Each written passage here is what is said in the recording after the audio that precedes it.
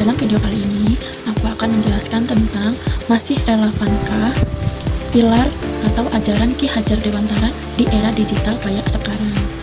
Nah, menurut teman-teman gimana nih? Masih relevankah atau sepertinya sudah ketinggalan zaman kah? Karena kan setiap orang pemikirannya beda-beda ya. Jadi di sini aku mau membahas itu untuk menetralkan persepsi gitu. Kalau menurut aku secara pribadi, tiga pilar Ki Hajar Dewantara ini sangat penting dan sangat masih relevan. Kenapa? Karena tiga pilar dan makna dari pendidikan ini kan yang pertama gitu ya. Pilar, kalau kita analogikan kayak rumah, itu kan berarti fondasi itu dasarnya, dan pilar itu tiangnya.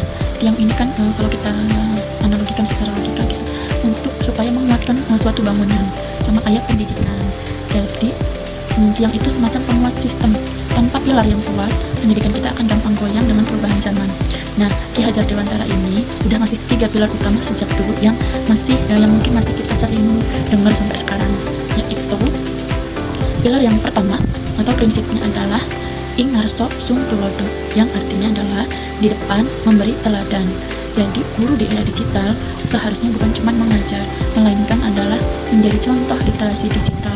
Nggak mungkin ngelarang anak main HP kalau gurunya sendiri scroll media sosial pas jam pelajaran. Jadi guru ini harus memberi teladan dulu supaya anak ini tidak kecanduan HP. Berarti gurunya diusahakan untuk tidak menunjukkan kalau dia sedang menggunakan HP terlalu sering. Itu contohnya. Kemudian yang kedua, ing madya mangun karso, yang artinya adalah di tengah membangun semangat. Jadi guru harus bisa menjadi teman belajar.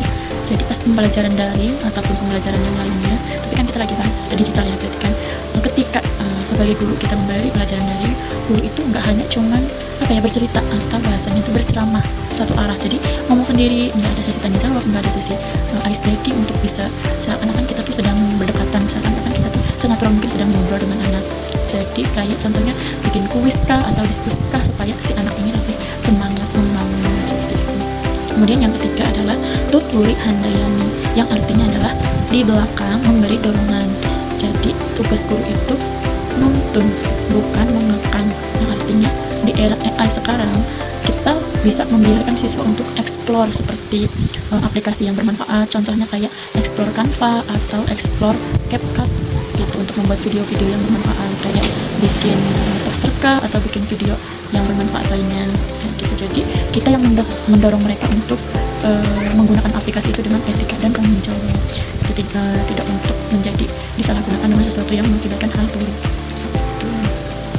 Selanjutnya adalah relevansinya. Menurut saya, seperti yang tadi saya jelaskan di awal, 3 prinsip ini itu justru makin penting di era sekarang. Kenapa? Karena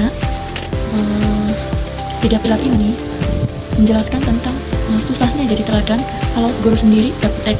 Jadi kan seperti yang banyak kita ketahui, mungkin guru-guru yang sudah berumur itu belum bisa bedain mana berita asli, mana berita hoax gitu.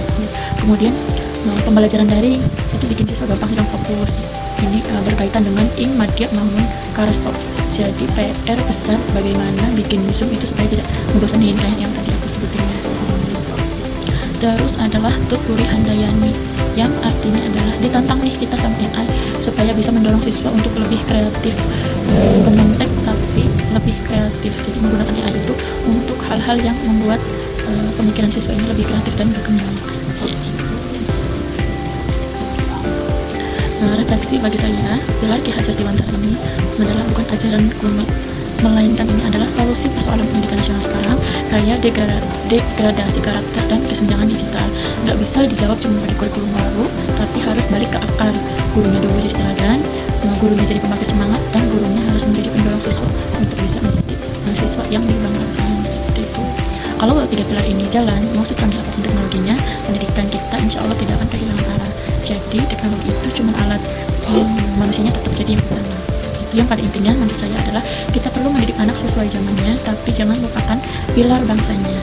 Terima kasih, semoga bermanfaat. Wassalamualaikum warahmatullahi wabarakatuh.